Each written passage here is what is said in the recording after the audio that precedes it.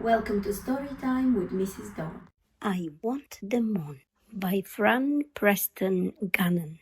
Once, long ago, there was a very small lad who lived in a house with his mum and his dad. Like most little children, the boy often cried.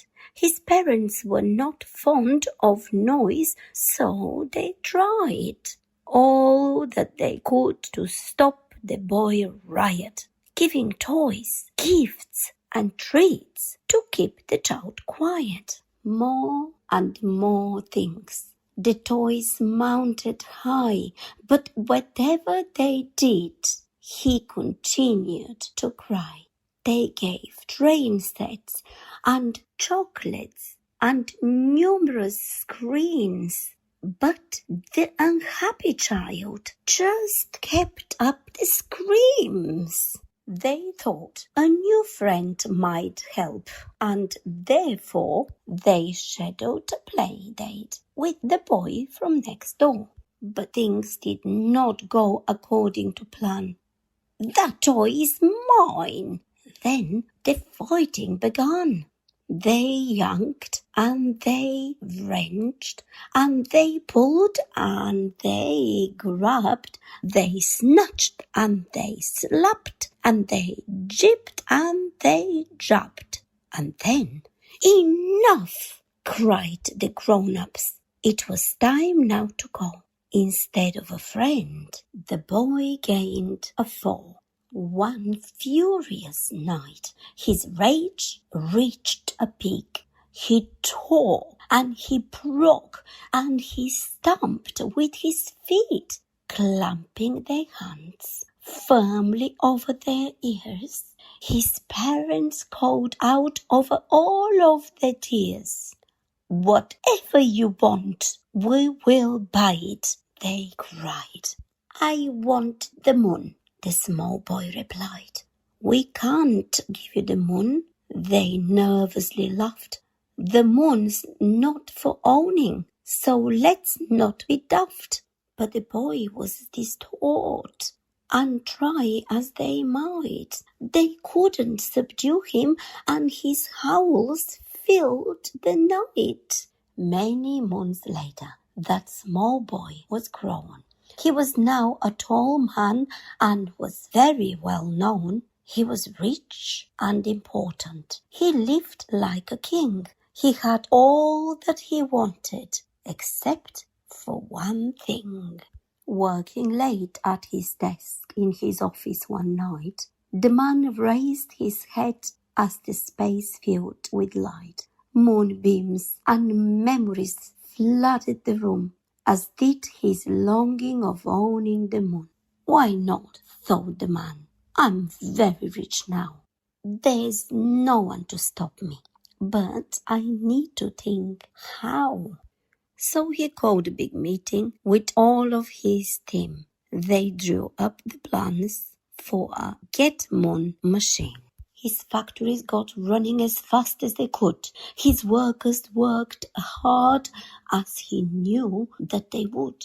With the parts now all ready, he needed a place to build his machine. Yes, he needed more space. He got a big digger and a big metal tool. He knocked down the homes and he flattened the school. Some people protested and their anger grew loud. The man looked down at the gathering crowd. Who were these silly small folk anyway? He wouldn't let anyone get in his way.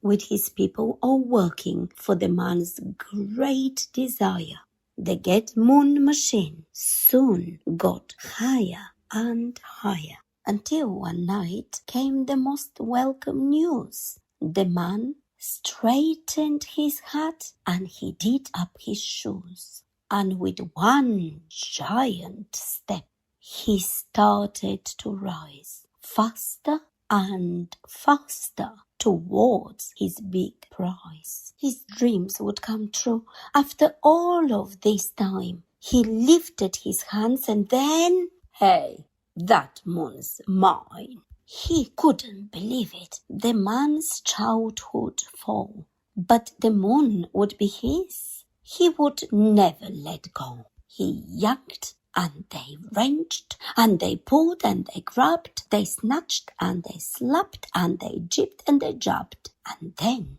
a terrible thing. The bright glowing ball slipped from their grasp and began to fall. The two greedy men and their big selfish claws tore the moon from the sky, and then came a great crash. The men hung their heads at this terrible deed, the shards at their feet, the result of their greed. The townfolk all gathered in sadness and fright to lose their one moon from the skies of one night. Then the children cried out, "We can fix it with glue." And the adults joined in and got busy too. Side by side, they worked into the night, mending and sticking to make it all right. As the final piece was put back in the sphere, from the whole crowd rose an almighty cheer. And working together to right what was wronged, the men put the moon back where it belonged. Mended but different, it hung in the sky. Now a warning to all, a reminder why beautiful things are likely to break if you take, and you take, and you take, and you take.